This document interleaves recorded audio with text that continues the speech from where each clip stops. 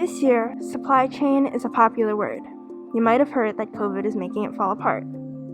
But that's not all there is to the supply chain problem in the U.S.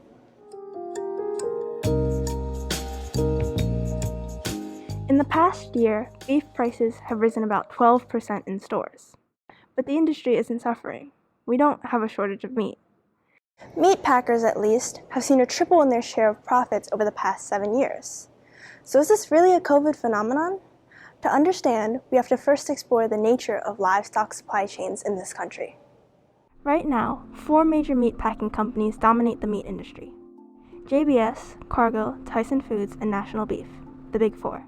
These companies have their name on 85% of the meat packing industry.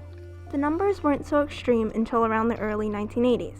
The Sherman Antitrust Act of 1890 and the Clayton Act of 1914 have been in place for a while. The most relevant in the meat industry, though, is the Packers and Stockyards Act of 1921.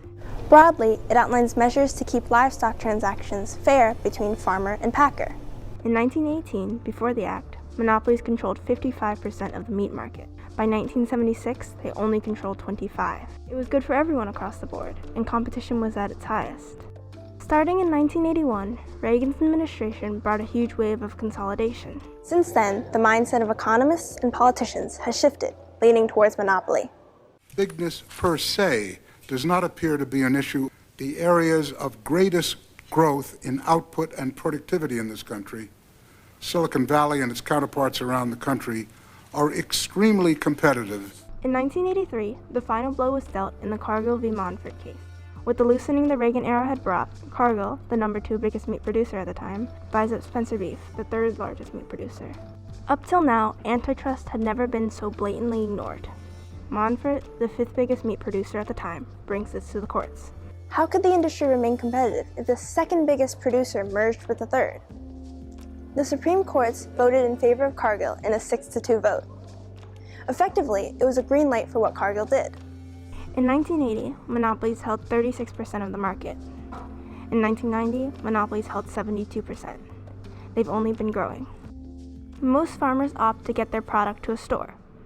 A farmer can sign a contract with whichever big packing plant is in their area. In theory, this provides packers with a steady influx of meat, and farmers get the stability of knowing they have a reliable buyer. But when the farmer gets so little choice that they can't protest for change, monopolies get brash. Meat packers can demand expensive equipment upgrades and change requirements to offload costs to farmers. Packers may implement a tournament system, which bases pay on who brings in the most meat first. But since the weighing is done behind closed doors, packers can favor whoever they want, which tends to be the farmer that won't complain. In 2010, injustices like the tournament system became relevant with the kickstart of a nationwide federal investigation surrounding meatpacking practices.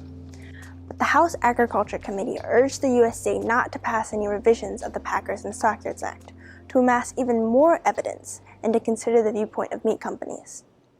In the end, nothing of consequence was passed. If anything, monopolies further disregarded antitrust, and farmers continued losing their autonomy and their businesses. The relationship that these big businesses have with the regulatory agencies. You go down there for a hearing, and they're not even ashamed about it. Here is your elected official, your senators, your delegates, right? They're sitting around this table, and here's the poultry lobby, the corn lobby, they're sitting at the table. I mean, it's incestuous is the only thing I can think. It is a fraternal, incestuous relationship, and it's corrupt to the core. So the profit from that 12% increase in beef prices has all gone directly to packers. The omnipresence of the Big Four in meat means that when a single inconvenience occurs, the whole supply chain suffers. And monopolies actually thrive when these crises occur. Packers find that when they slow down processing, even when there's no need to, they make a lot of money.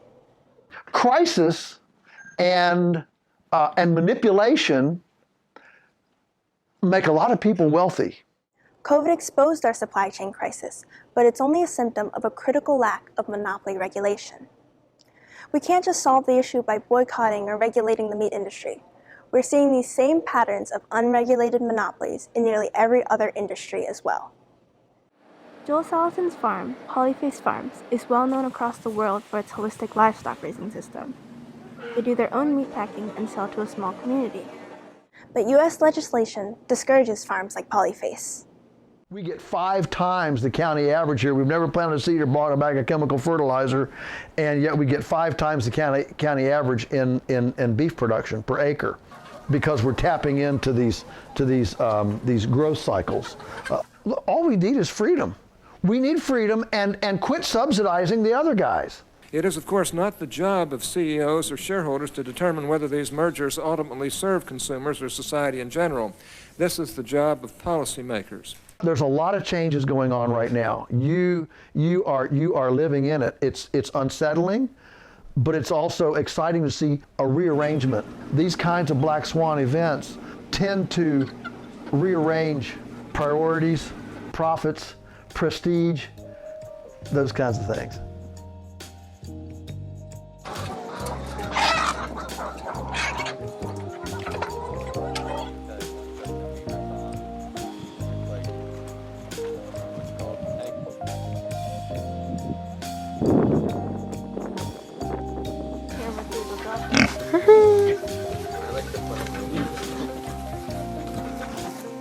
This is nice. Where? Aren't they all babies?